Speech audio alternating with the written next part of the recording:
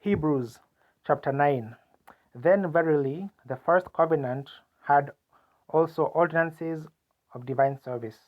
and a worldly sanctuary. For there was a tabernacle made, the first wherein was a candlestick, and the table, and the showbread, which is called the sanctuary. And after the second veil, the tabernacle, which is called the holiest of all, which had the golden censer, and the ark of the covenant overlaid round about with gold, wherein was a golden pot that had manna, and Aaron's rod that budded, and the tables of the covenant, and over it the cherubims of glory,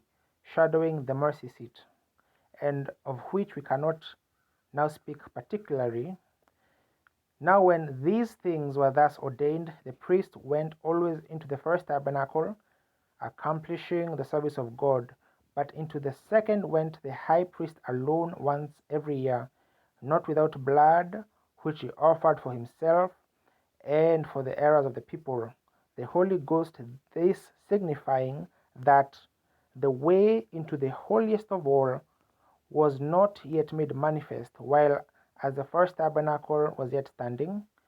which was a figure for the time then present, in which were offered both gifts and sacrifices that could not make him that did the service perfect as pertaining to the conscience, which stood only in meats and drinks and divers washings and carnal ordinances imposed on them until the time of Reformation. But Christ, being come and high priest of good things to come, by a greater and more perfect tabernacle, not made with hands, that is to say, not of this building, neither by the blood of goats and calves, but by his own blood he entered in once into the holy place, having obtained eternal redemption for us. For if the blood of bulls and of goats, and the ashes of an heifer sprinkling the unclean, sanctifieth to the purifying of the flesh, how much more shall the blood of Christ, who through the eternal Spirit offered himself without spot to God, purge your conscience from dead works to serve the living God? And for this cause he is a mediator of the New Testament,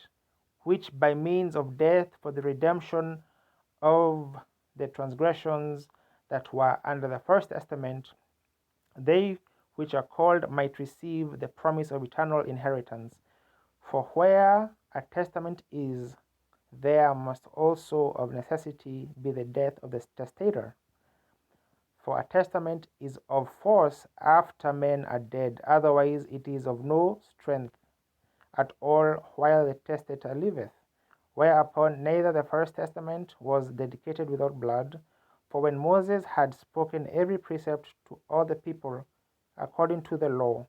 he took the blood of calves and of goats with water and scarlet wool and hyssop, and sprinkled both the book and all the people, saying, This is the blood of the testament which God hath enjoined unto you. Moreover, he sprinkled with blood both the tabernacle and all the vessels of the ministry.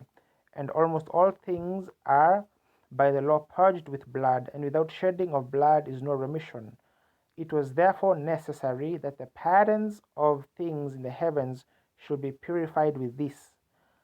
but the heavenly things themselves with better sacrifices than these. For Christ is not entered into the holy places made with hands, which are the figures of the true, but into the heaven itself, now to appear in the presence of God for us. For yet that he should offer himself often, as the high priest entereth into the holy place every year with blood of others, for then must he often have suffered since the foundation of the world. But now once in the end of the world hath he appeared to put away sin by the sacrifice of himself. And as it is appointed unto men once to die, but after this the judgment, so Christ was once offered to bear the sins of many, but unto them that look for him shall he appear